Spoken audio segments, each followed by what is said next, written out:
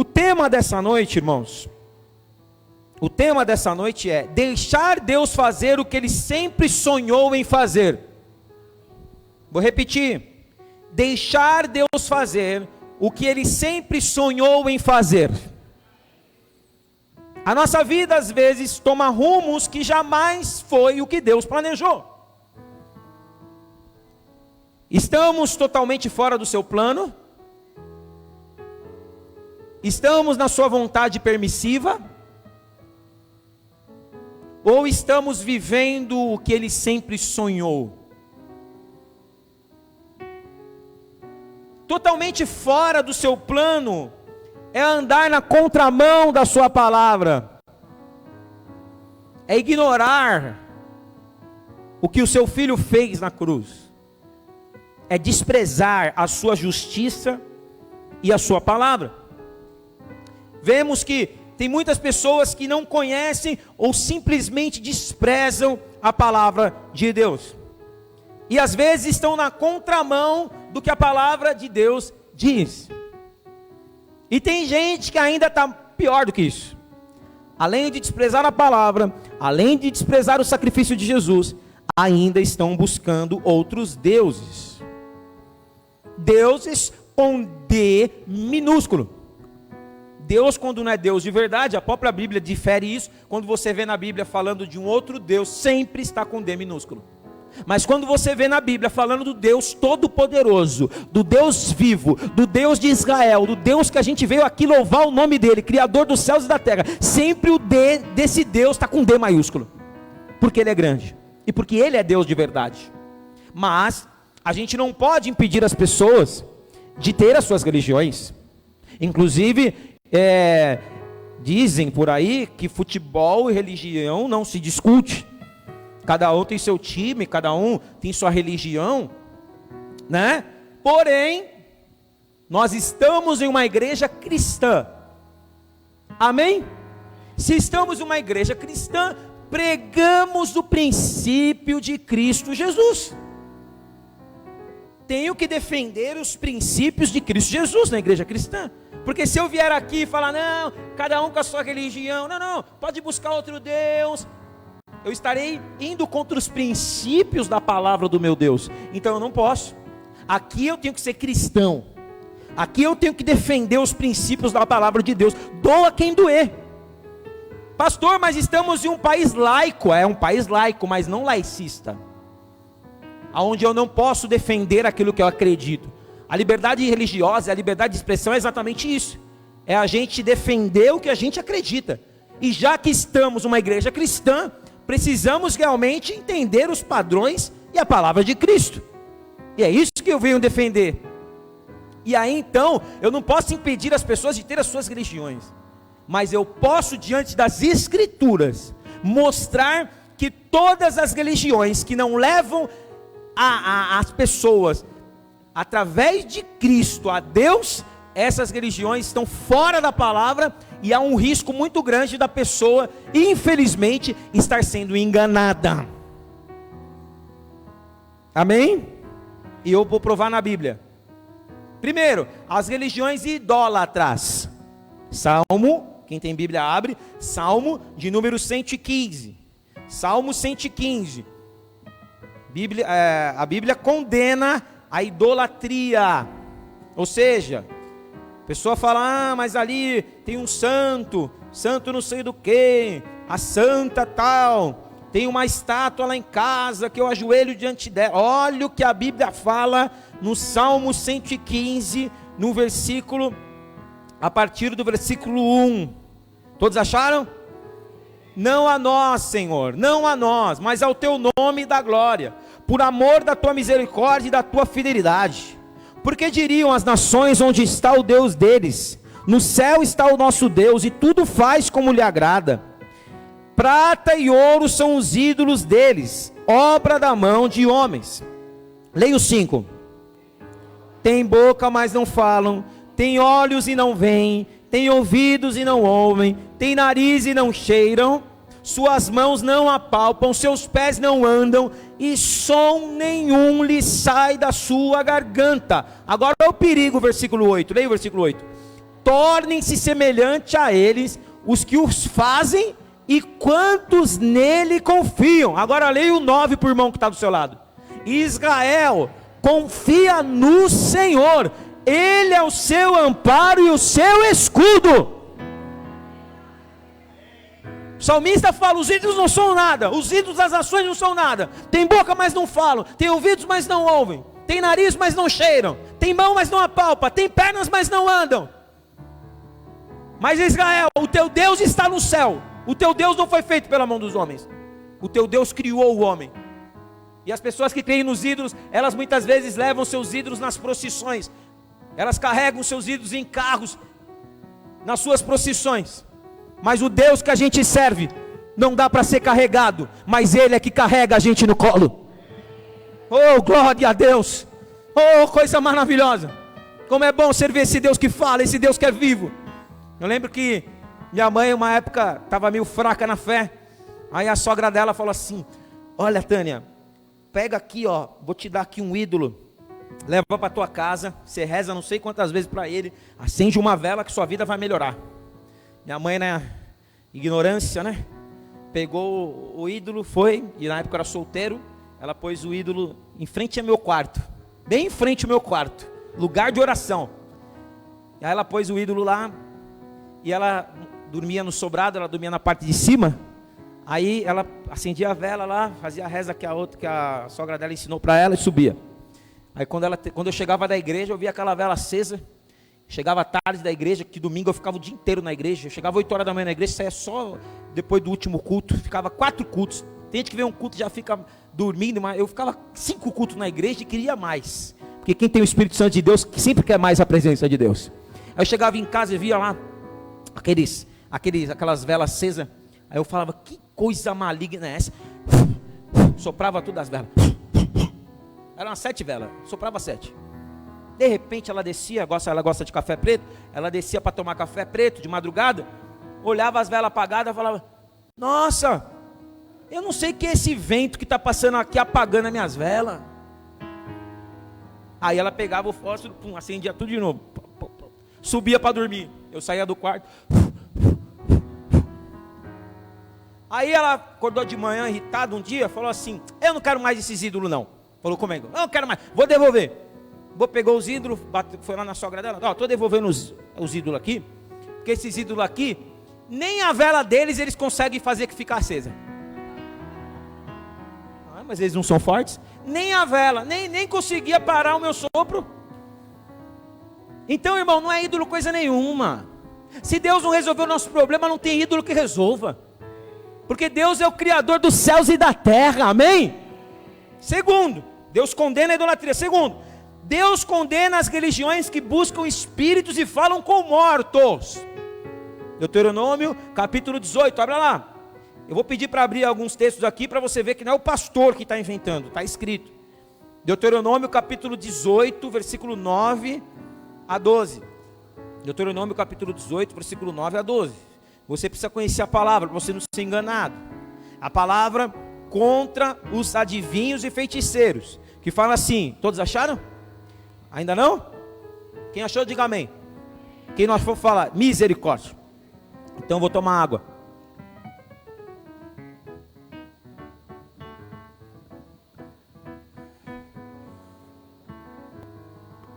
Quer água? Ninguém pôs água para você aí? Quer água não? É assim que tratam os levitas aqui. Tem jeito. Mas vai melhorar, fica tranquilo. Bom, quer água? Não? Tá bom. Deuteronômio capítulo 18, versículo 9, acharam? Então olha qual que diz: quando entrares na terra que o Senhor teu Deus te der, não aprenderás a fazer conforme as abominações daqueles povos. Leia o 10.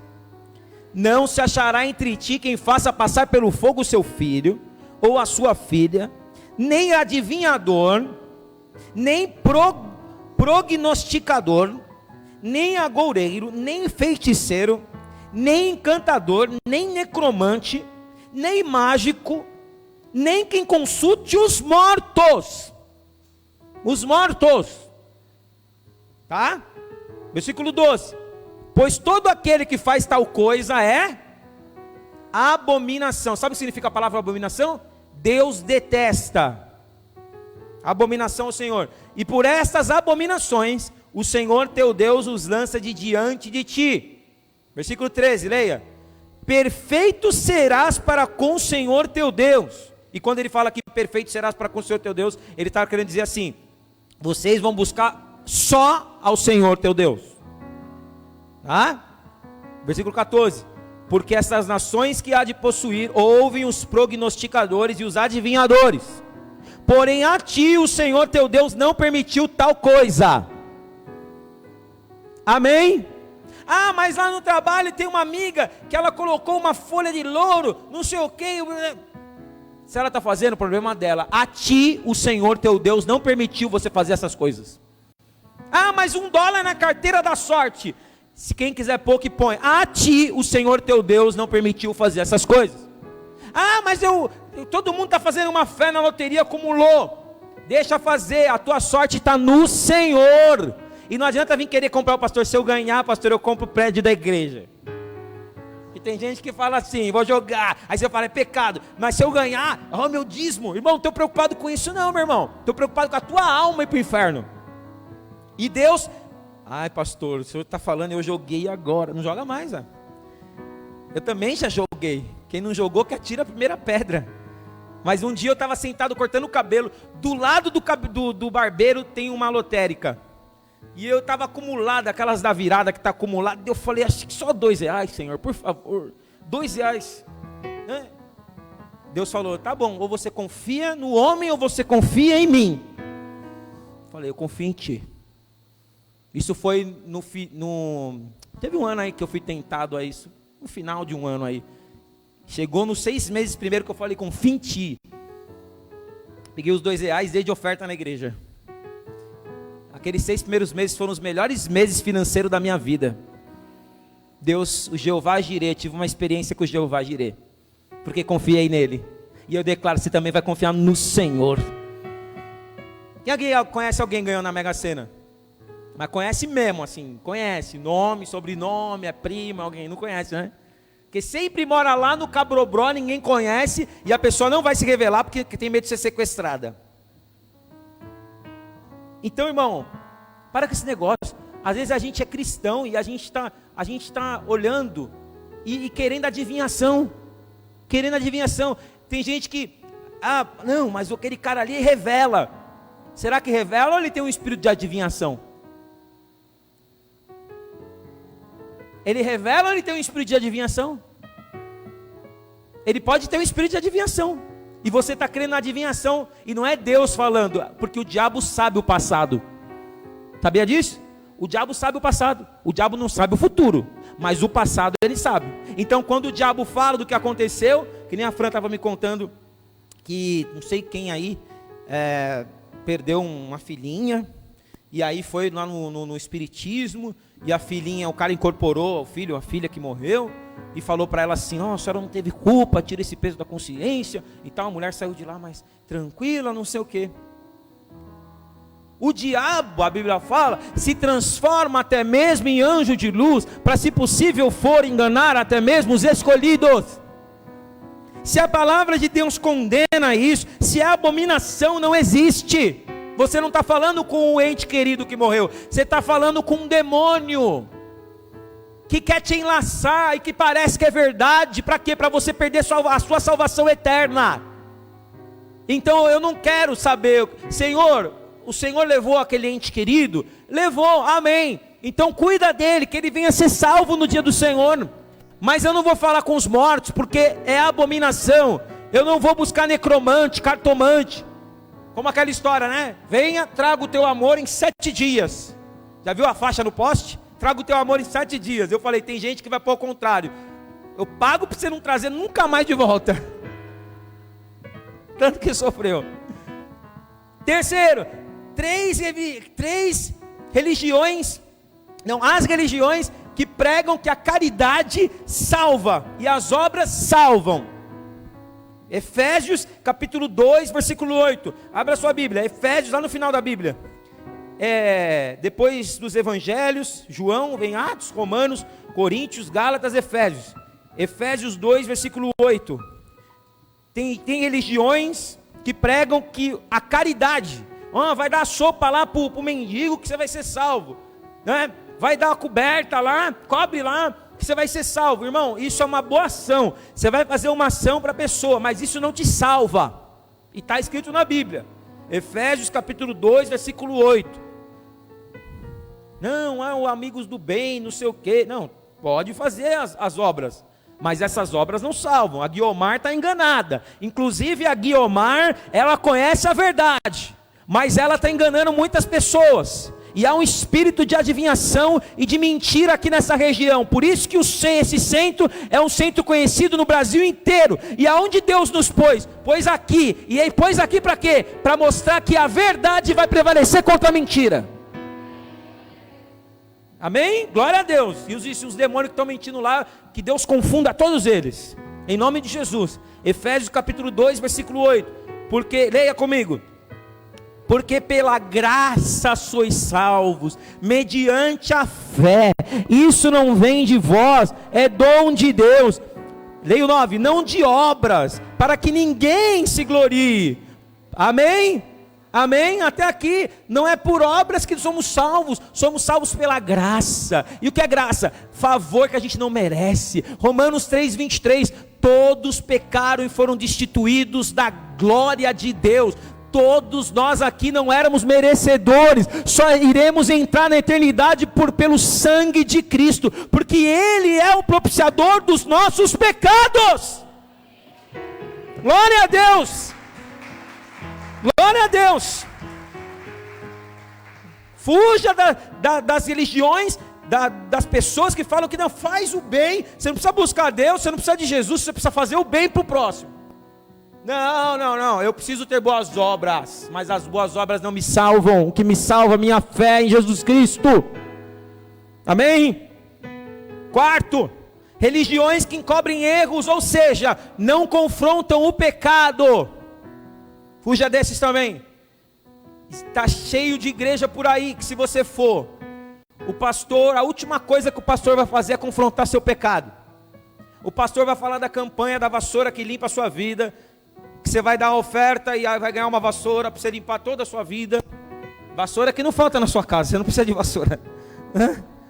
Pastor, faz outra campanha aí, porque vassoura já usa a semana inteira. É o pastor que faz a campanha da caneta, que vai assinar os papéis. É o pastor da campanha. Existe de campanha, da barganha, do voto, do símbolo profético, que está parecendo uma venda já. Cada vez é um símbolo novo, porque também se colocar o repetido a pessoa cansa, né? E a pessoa com medo de não ser protegida vai lá dar oferta para poder ser protegida, sendo que a palavra de Deus fala que o guarda de Israel não dorme, não cochila. Amém? E Ele cuida de nós e não precisa fazer nada para Ele cuidar de nós, não precisa de voto para Ele cuidar de nós. Ele cuida de nós porque Ele mandou o Filho dele para morrer por nós. Você acha que Ele não vai cuidar de nós? Precisa de voto? O voto, ele abre o mundo espiritual. Às vezes o voto é uma arma espiritual, mas não pode banalizar. Tem gente banalizando o voto, fazendo comum aquilo que é santo, não é? E a pessoa fica toda feliz e achando, enche isso daí é muito parecido com a idolatria. É muito parecido com a idolatria. Esses dias tem um irmão lá que ele está nessa pegada aí. A mesa dele já tem um bezerro, tem uma águia, tem uma uva. Eu falei, daqui a pouco você está rezando aí. Você está rezando para os ídolos. A mesma coisa que os idólatras fazem. Ah, pastor, tem que ser muito idiota. Mas, irmão, está muito longe não de gente fazer isso. Só o pastor falar que para fazer, a pessoa não conhece a Bíblia, vai lá e faz. Então a gente tem que tomar muito cuidado. Tá? Quarta religião. Encobrem os erros, não confrontam os erros. E nos últimos dias, agora não precisa abrir, presta atenção que eu vou ler. 2 Timóteo capítulo 4, versículos 2 e 3. Diz assim, Paulo dizendo para Timóteo: pregue a palavra, esteja preparado a tempo e a fora de tempo, repreenda, corrija, exorte com toda paciência e doutrina.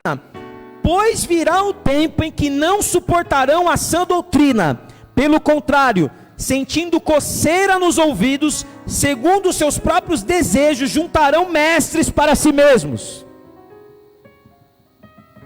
Ele fala 3 vezes a mesma coisa. Você só fala 3 vezes a mesma coisa quando você quer que a pessoa realmente entenda. Às vezes eu falo para a Fran uma coisa, aí eu sou ansioso, falo 2 vezes, ela fala, você já falou. É assim, você já falou, precisa falar 3 vezes. E Paulo fala 3 vezes para Timóteo, para não ter erro. Ele fala assim, ó, ele fala a mesma coisa, ó, repreenda, corrija e exorte. Não é a mesma coisa? Repreender, corrigir, exortar é a mesma coisa. Mas ele fala 3 vezes, por quê? Timóteo, a tua palavra tem que confrontar o pecado do povo. A tua palavra tem que fazer o povo refletir. A tua palavra tem que trazer um ponto de interrogação. Será que se eu continuar nessa prática eu vou ser salvo?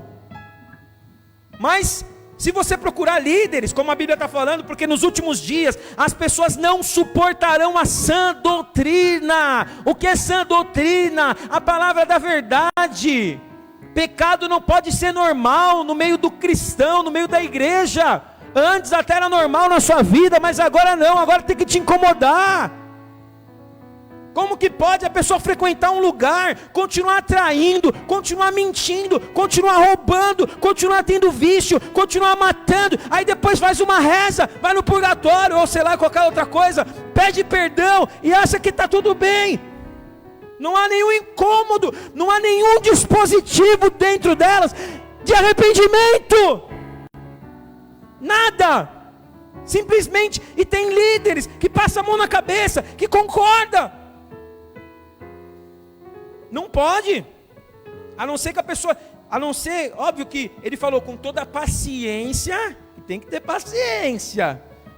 Com toda a paciência, né? Exorte com paciência, tem que ter paciência, tem que ter amor, mas tem que confrontar. Porque se deixar, o povo quer fazer o que quer, acha que andar com Deus pode ser do jeito que quer, e não é assim andar com Deus. É necessário o arrependimento. Quem traía não trai mais, quem mente não mente mais, quem roubava não rouba mais, quem era viciado não é, vai ter que abandonar o vício. Amém? Se fosse fácil, todo mundo era crente, sim ou não? Se fosse fácil, todo mundo estava na igreja. Tem gente que quer fugir do preço, tem gente que quer o bônus, mas não quer o ônus. Tem gente que quer o pós, mas não quer o contra. Tem gente que quer a parte boa do evangelho, mas não quer a parte da renúncia, não quer a parte da dor. Tem gente que quer a ressurreição, mas não quer a cruz. Tem gente que quer a terra prometida, mas não quer o deserto. Amém? Não estou bravo não. João capítulo 14, versículo 6. E aí eu falei de pessoas que elas, essas pessoas que eu falei até agora, essas religiões mentirosas, esse nível, esse estágio espiritual, essas pessoas nem no caminho estão. Nem no caminho estão. Não há nem chance de salvação para elas. Não vão chegar nem a entrar no caminho. E levando em consideração que Jesus fala em João 14, versículo 6, eu sou o caminho, a verdade e a vida. E elas estão longe de Jesus, nem no caminho estão. Por esses devemos orar, pois a situação deles é muito complicada. Mas e nós? Onde nós estamos? Então, em que estágio estamos? Em que grau estamos? No caminho, já estamos no caminho. Quem aqui conhece Jesus, já aceitou Jesus como Senhor e Salvador da sua vida? Você se batizou nas águas? Você já está no caminho. E para aqueles que estão no caminho, vai, mais cedo ou mais tarde, vai ser colocado na sua frente uma bifurcação. E essa bifurcação, de um lado é a vontade permissiva de Deus. Diga comigo, vontade permissiva. Ou seja, aquela vontade que não é o que Deus quer, mas você quer, então Deus permite. Vontade permissiva. E do outro lado, nessa bifurcação, tem o que Deus sempre sonhou em fazer. Aleluia. Glória a Deus. E eu não quero viver a vontade permissiva. Muitos estão nessa condição. Ou seja, a pessoa não tem outra religião, ela tem só Deus como Pai, Jesus como Filho. Ela crê que Jesus morreu pelos pecados dela. Porém, ela é uma mera coadjuvante do Evangelho, simpatizante do Evangelho, nunca vai fundo com Deus. Lucas capítulo 18, no versículo 18 a 25, conta a história de um jovem rico, chega perto de Jesus e diz assim: bom mestre, achando que falou, vou elogiar, ele vai gostar de mim. Jesus falou, bom, por que me chamas bom? Bom é só meu Pai que está no céu. Tipo assim, fala o que você quer que eu já sei já o que está no seu coração. Aí ele fala assim, o que eu faço para ser salvo? Ele faz uma pergunta e ele já sabia a resposta. Jesus fala para ele, guarda os mandamentos. Aí ele fala assim, ah, é só isso? Eu já faço. A pessoa que está na vontade permissiva, ela só faz o que tem que fazer. Por isso que Jesus falou, guarda os mandamentos. Ele falou, já faço, desde pequeno. Sabe aquela história? Evangélico desde berço? Berço gospel? Que é a música de Niná da Cassiane? Ou é filho do pastor? Filho do pastor não é pastorzinho. Porque às vezes o filho do pastor, tem gente que acha que, não, o filho do pastor pode fazer o que ele quiser que está salvo. Porque o pastor, ó, é brother lá do cara lá de cima. Filho do pastor também pode ir para o inferno, se não fizer o que é certo. Parente do pastor também pode ir para o inferno, se não fizer o que é certo. Amigo do pastor também. Não tem essa. E o jovem falou, eu guardo os mandamentos. Jesus falou para ele o quê? Uma coisa ainda te falta.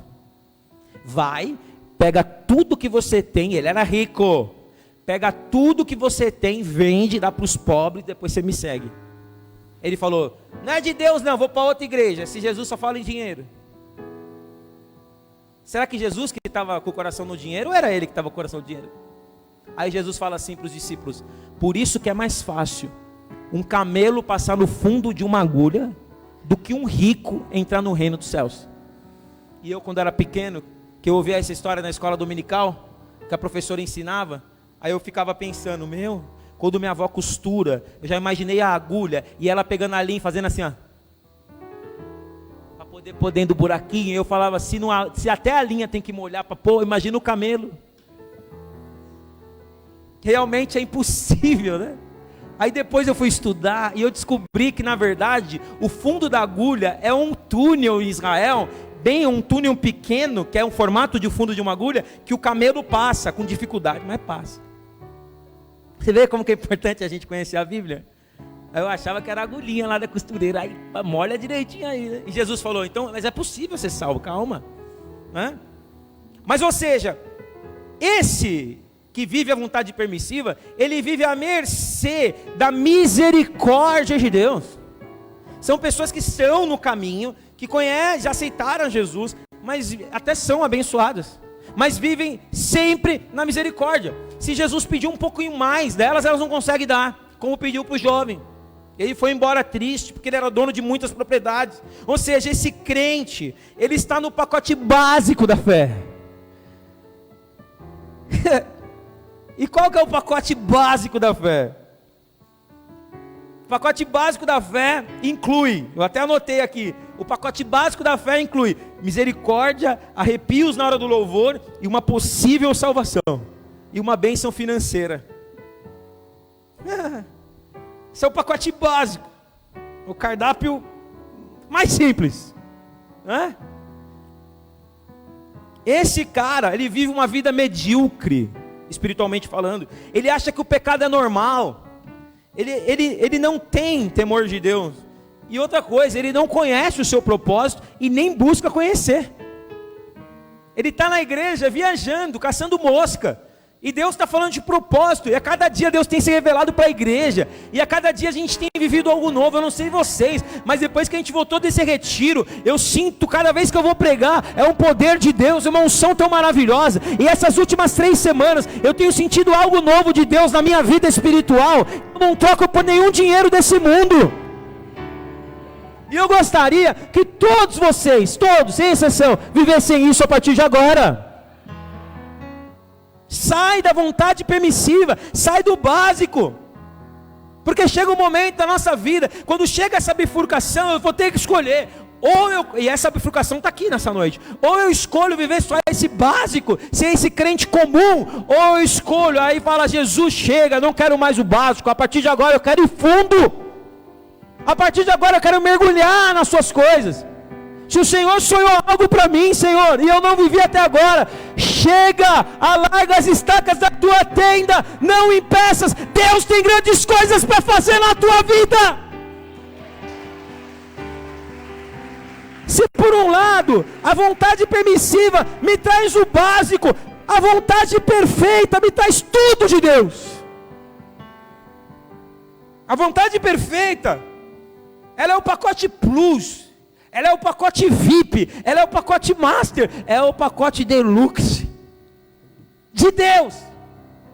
Você já foi para algum hotel? Está lá, standard. O hotel é minúsculo, a cama de solteiro, você tem que juntar as duas para dormir.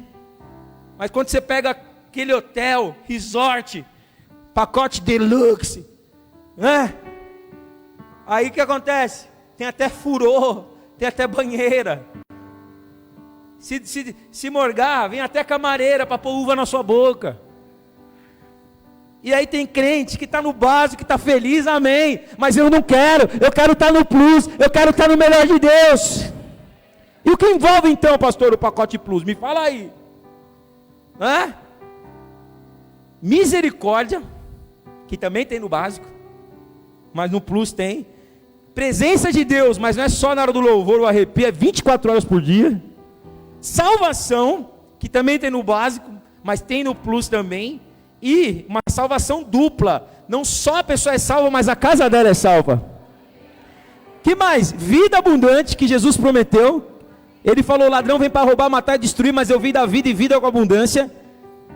Que mais que tem no pacote plus? Seus segredos, intimidade com o Pai, lugares aonde o básico nunca vai chegar, porque ele só bate o cartão na igreja, faz até o barulho, tic, tic, ele vai embora, fica olhando o horário para ir embora. Mas aqueles que estão nesse pacote, aqueles que na bifurcação escolheram o tudo de Deus, agora eles estão na sala do trono de Deus. O céu está misturado com a terra, a eternidade está misturado com aquilo que é humano, e o sobrenatural começa a se unir com o natural. Seus propósitos, começa a conhecer os seus propósitos, o porquê eu nasci, não foi à toa, porque eu estou aqui na Avenida Sapopemba 392, sendo que eu queria ser bispo em outra igreja, mas Deus fez com que um vento passasse na minha vida, que derrubou tudo, que eu fiquei sem nada, que eu perdi tudo, que eu fiquei com muita vontade de desistir, mas aí Deus vem, me prepara, me põe no óleo, me empresta, e aí Deus, no ano de 2014, vem e fala, agora vai lá, começa a igreja restaura. E eu achava que o apóstolo ia falar não, mas o apóstolo fala não, vai lá, porque Deus tem um propósito com você lá, e hoje eu e você estamos aqui. Deus tem um grande propósito aqui nesse lugar. Oh, Rabachá cantarás, oh, Ramanamassúria, oh, Rabacantarabachai. Deixa Deus fazer o que Ele sempre sonhou na tua vida. Sabe como que surgiu essa palavra? Eu entrei na minha empresa já tem 6 anos. Eu estou feliz lá com a empresa que Deus me deu, com os clientes que Deus me deu, no meio da pandemia. Foi o melhor tempo para mim. Enquanto muita gente aí estava desesperado, Deus está me abençoando, amém? E quando eu falo abençoando, não é que eu estou rico, não. Tem gente que fala, nossa pastor, empresta aí. Não, vai pagando as contas, glória a Deus, amém? Em tudo nós possamos dar graças, glória a Deus. Só que eu cheguei na minha empresa, ela é pequena. E esse ano eu entrei lá e ouvi a voz do Senhor. E o Senhor falou assim para mim: deixa eu fazer o que eu sempre sonhei fazer aqui. Eu falei, por que não fez ainda? Deus falou, culpa sua. Você me impede. Você não está posicionado da forma que eu quero, eu não consigo agir. Eu falei, então me perdoa. Eu também cansei de ficar nesse lugar pequenininho aqui. Não estou desprezando os humildes começos, mas quero viver tudo que o Senhor sonhou para mim. Aí comecei a me posicionar desde o começo do ano. E sinto no meu coração Essa semana com esse cliente lá que do nada me atendeu, as coisas que estão acontecendo, fui para São José dos Campos essa semana também, e já tô sentindo que vai ficar pequeno. Deixa Deus fazer o que Ele sempre sonhou fazer. Mas faz o seguinte, não impede. Olha para quem está do seu lado e fala, não impede o que Deus quer fazer na sua vida. Eu vou para a reta final da palavra agora. O básico de Pedro era ser um pescador de peixe. Viver um milagre da pesca. Porque quando ele conheceu Jesus, ele tinha ficado uma noite inteira sem pegar um lambari. Sabe o que é ficar sem pescar um lambari para quem é profissional da pesca? Né, Márcio? Você que é um cara que está falando que está pescando, mas vai lá no pesqueiro, pede uma carpa emprestada, tira a foto, você e o Alan, e eu vou pegar essa mentira. Diz ele que é verdade. E o peixe estava gostoso, porque mandaram um pouco lá para casa, fez, nossa, eu falei, que peixe que o Márcio pegou. Mas aí uma outra voz dizia, será que ele pegou? Né? Um dia eu quero ir lá nessa pescaria. Tem que repetir, quem é bom não faz uma vez só. Imagina um cara que é profissional da pesca, ficar uma noite inteirinha, não pescar nada, nervoso com a rede. Eu quando não vendo, chego em casa, a Franja até sabe, já não vendeu nada, né? Ó, eu vou falar, não tenho culpa, hein? Tá bom. Ela já sabe, né? Depois de 8 anos já conhece, né? Não tenho culpa, não vem descontar em mim não. Tá bem. Aí enfim, guardando as redes, nervoso. Chega na praia, quem está na praia? Jesus e a multidão. Aí Jesus fala assim para ele, ô Pedro, me empresta o seu barco? Acho que ele falou assim, não serve para nada mesmo, pode usar. Para que o senhor quer meu barco? Não, é porque, olha a inteligência de Jesus. Olha a inteligência de Jesus. Naquela época não existia equipamento de som. Naquela época não existia retorno, naquela época não existia caixinha da Yamaha, nem microfone gospel, Shuri. Esse microfone é gospel, Shuri canta labarás, né? Não existia essas coisas. Não existia. O que existia? Existia a inteligência de Cristo. Você falar assim, um tete a tete. Só que tinha muita gente. Jesus ia falar para quem estava na frente, quem estava atrás não ia escutar. Olha a inteligência de Cristo. Ele pede o barco de Pedro emprestado, agora fala para os discípulos, me empurra para dentro do mar um pouquinho, que eu vou pregar. E conforme eu pregar, a minha voz vai para a água, e a água as ondas da água vão levar o eco para quem está lá atrás ouvir o que eu estou falando. Olha a inteligência de Cristo. Aí Pedro emprestou. Aí Jesus pregou para todo mundo recebeu a palavra, inclusive Pedro. Acho que a palavra daquele dia foi, não fica triste, hoje você não pegou nada a noite inteira, mas debaixo da palavra você vai pegar muitos peixes. Aí ele já, eu recebo. Né?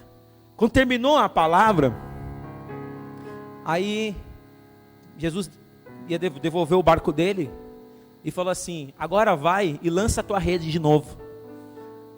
E aí Pedro falou, esse cara não entende de pesca, porque eu fiquei a noite inteira para tentar pegar peixe e não peguei, e agora está de manhã, horário que não é para pescar, e ele mandou eu voltar lá e jogar rede. Você acha que eu vou pegar peixe? Aí Pedro pensou isso. Sabe quando você pensa uma coisa, mas não fala?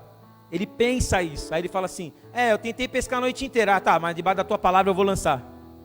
Aí ele vai, e rede você sabe, era grande, né? Ele tem que desdobrar toda a rede de novo. Aí ele vai lá, lança a rede, e no momento que ele lança a rede, o milagre acontece. Esse milagre não é normal. Quando esse tipo de milagre a gente chama de maravilhas. É igual quando a pessoa, eu já vi acontecer, a pessoa tem a perna mais curta que a outra, o cara ora, a perna fica do mesmo tamanho que a outra, já vi acontecer. Esse milagre nós chamamos de maravilhas. E o milagre da pesca aqui, num lugar praticamente no raso, não era noite, não estava em alto mar, ele lança a rede e pega aquela quantidade. A Bíblia fala que foi tanto peixe que a rede rompeu, não conseguiu levar tudo para a praia de tanto peixe que ele pegou. Mas o que mais impactou Pedro não foi o milagre do peixe, não foi o milagre de ter aparecido tanto peixe. Quando ele chega na praia, ele olha para Jesus, ele fala, esse cara não é normal, esse cara é o Filho de Deus verdadeiramente. Porque se fosse só um milagre, ele ia convidar Jesus para ser sócio da pesca. E ela falou: ô, você não quer ser meu sócio não? Você fala onde estão os peixes, eu lanço e a gente divide o lucro. Se fosse só por questão do milagre, ele ia falar: pô, faz de novo. Mas não, ele fica assustado com aquele milagre que Jesus fez. E Jesus olha para ele e vê a fé que ele estava assustado com Jesus. E Jesus vê a fé dele e fala assim para ele: agora, a partir de hoje, você não é mais pescador de peixes. Você está entendendo? A partir de hoje, você vai ser pescador de homens. E a Bíblia diz que se ele tivesse tão preocupado em se dar bem financeiramente, ele fala: não, mas não, calma, não. Meu trabalho é esse. O jovem rico, por menos, já desistiu. A Bíblia fala que Pedro, ele ficou tão impactado com Jesus, não com o milagre, que ele larga a rede na hora e ele segue a Jesus a partir daquele dia. Na bifurcação que Pedro poderia escolher o pacote básico, ele escolhe o pacote plus. Ele escolhe ir mais fundo com Jesus. Ele escolhe ir mais longe com Jesus. Ele decide ser discípulo de Jesus. Ele decide andar pertinho de Jesus. Ele decide viver tudo o que Deus sempre sonhou em fazer na vida dele. A partir daí, ele não só vive um milagre, mas agora ele anda com aquele que fez o milagre. E os acontecimentos na vida dele não param naquele milagre.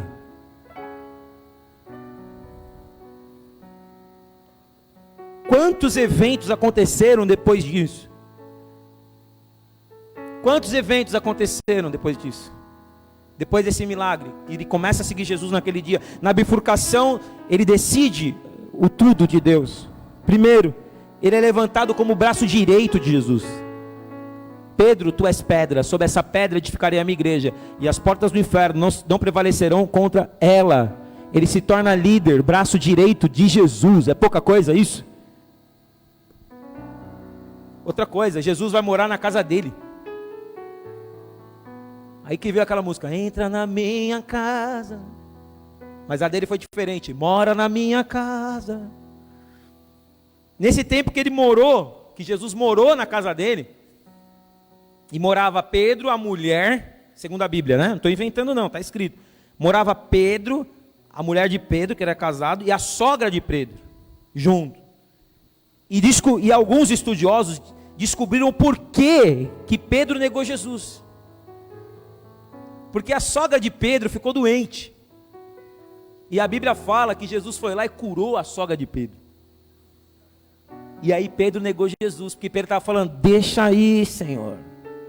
Já chegou o momento, está preparada. E Jesus curou. Aí ele foi e negou Jesus 3 vezes. Jesus mora na casa de Pedro. Tem noção do que é isso? A tua casa ser abrigo para o Filho de Deus. Ele pesca o peixe com a moeda na boca. Em Mateus 17, ele vê Moisés e Elias no Monte da Transfiguração. Olha que revelação, ele sobe no monte com Jesus. Ele não sabia muito bem o que estava acontecendo, mas ele vê Moisés, que já tinha morrido. Ele vê Elias, que já tinha morrido. Jesus, Moisés e Elias. Ele falou: que visão. Por mais que ele não entendeu muito naquele momento, ele estava contemplando um grande momento. Até a nossa jurisdição, né? A nossa legislação é baseada na lei de Moisés, né? Por isso que quando você vai assinar qualquer contrato, antes de você assinar, tem um espaço para 2 testemunhas. Porque tudo é baseado segundo a lei de Moisés. 2 testemunhas. Em Israel ninguém podia ser acusado se não tivesse 2 testemunhas. Por isso que quando Jesus está lá no Monte da Transfiguração, vem Elias, representante de Deus que não morreu, a Bíblia fala que ele não morreu, e vem Moisés, que foi aqui o representante da lei, como se eles estivessem falando assim: ó, nós somos testemunhas que ele é o Filho de Deus. E quem estava lá no meio de tudo isso? Que era analfabeto, não tinha estudado, era ogro. Quem que estava lá contemplando tudo isso? Pedro. Porque na bifurcação escolheu tudo de Deus. Viu coisas que pessoas comuns não veem, mas aqueles que largam tudo começam a ter revelações que os comuns não têm. E é isso que Deus está oferecendo para cada um de nós. Pedro nega Jesus. Em João 21, Jesus aparece para ele. E o negar Jesus aqui, são até aquele que quer o tudo de Deus, que escolhe seguir a Deus, tem momentos de fraqueza, tem momentos de pecado, tem momentos que pisa na bola, tem momentos que nega Jesus. Todos nós temos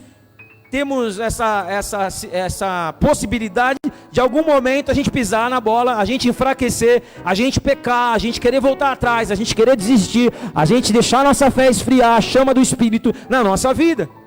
Porém, o que Deus fala para nós, se nós escolhermos o tudo de Deus, é o tudo de Deus, inclusive a sua misericórdia, inclusive o seu perdão. Tanto que João 21, Jesus faz uma cura e libertação com Pedro, e fala: Pedro, tu me amas? Eu te amo, Senhor, então te perdoo, vai lá, cuida das minhas ovelhas. Pergunta 3 vezes, e das 3 vezes: Pedro, tu me amas? Eu te amo, então vai. Está de pé o plano que eu tenho na sua vida, está de pé o projeto que eu tenho para você. E glória a Deus por isso, porque se Deus fosse esse Deus carrasco, que a religião prega, então nenhum de nós estaremos aqui, nenhum de nós teríamos a oportunidade de refazer a nossa história. Mas hoje, o mesmo Deus de Pedro está aqui dizendo que o projeto que Ele tem na tua vida ainda está de pé. A partir daí, Pedro alcança novamente a coragem, se encoraja, porque ele já pensou que estava tudo perdido. Em Atos capítulo 2, ele vai orar no templo, vê um paralítico, a hora nona, vê um paralítico ali, e o paralítico olha para ele e pede uma esmola. Ele fala: ouro e prata eu não tenho, mas o que eu tenho eu te dou, em nome de Jesus, levanta e anda. E o paralítico anda. A Bíblia fala, em Atos 2 também, que a sombra de Pedro curava enfermos. Em Atos, no capítulo 9, Pedro ressuscita uma mulher chamada Dorcas, costureira, uma mulher que fazia vestidos para ajudar os pobres. Ela morre, e a cidade não se conforma com a morte dela, e fala: não, qualquer um pode morrer, essa mulher não. A gente às vezes pensa assim, né? Assim, caramba, aquela pessoa morreu. Eu pensei mesmo esses dias, fez um ano que a avó da Fran morreu. Eu falei: caramba, tanta gente ruim para morrer. Morreu a avó da Fran, pô, gente boa demais.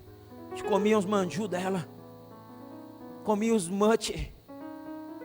Primeira vez que eu conheci ela, no Natal, já foi logo uma exortação que ela me deu. Toda ela de tênis. Aí a Fran foi pegar comida para mim, ela falou: eu falei: não, você tá pegando comida? Ela falou: tô pegando. Não pega não, ele fica mal acostumado. Ela falou: eu falei: não, eu vou lá pegar. Mas uma pessoa maravilhosa, que infelizmente, por causa do pecado de muitos, os inocentes sofreram com essa situação do Covid. E a mulher morreu, a Dorcas, e Pedro foi chamado, e Pedro foi lá, entrou no quarto com Dorcas e falou: tá, mulher, que volte o espírito dessa mulher. A mulher ressuscitou. E é o que eu creio que vai acontecer com a nossa família no último dia. Se é promessa de Deus, a nossa família vai ressuscitar diante da presença de Deus. No fim da história de Pedro, ele é crucificado. O cara que tinha negado Jesus 3 vezes, agora ele novamente tem a bifurcação, porque até o fim da nossa vida vão criar bifurcações na nossa caminhada. E a cada dia a gente vai ter que reafirmar o lado que a gente está escolhendo. Entendeu? E no último dia, quando estava na reta final da vida dele, novamente a bifurcação. Novamente vem a ameaça de morte. Você vai morrer se você continuar pregando.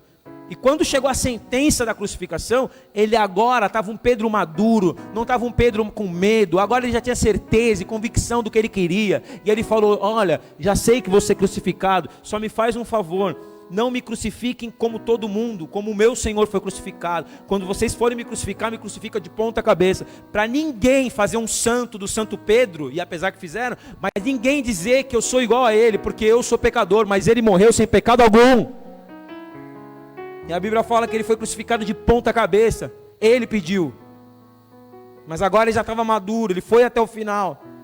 E a Bíblia fala em Apocalipse que ele será um dos 12 apóstolos, que sentará nos 12 tronos para julgar todas as nações diante de Deus no dia do nosso julgamento. Eu busquei no dicionário o significado da palavra bifurcação. Bifurcação significa divisão ou separação de alguma coisa em 2 ramos ou braços, tal como uma forquilha. Por metonímia, ponto em que se dá tal divisão ou separação. Na bifurcação de Pedro, ele escolheu o lado certo. Agora, a pergunta não é para ele, porque ele já fez a parte dele. A pergunta é para o pastor Éder e para a igreja Restaura. Qual é a nossa decisão hoje? Eu termino dizendo assim: você escolhe como você andará com Jesus, até que ponto você andará com Jesus e o quanto você terá dele na sua vida. Isso não depende, não é responsabilidade do pastor, isso é sua responsabilidade. Eu venho aqui para te ajudar, eu venho aqui para te encorajar, eu venho aqui para trazer aquilo que é a vontade de Deus para a tua vida, mas eu não posso influenciar, nem Deus pode, porque Ele te deu o livre-arbítrio nas suas decisões. Simplesmente nós temos que nos responsabilizar por cada decisão que estamos tomando, espiritualmente na presença de Deus. Curva a sua cabeça, feche seus olhos essa noite.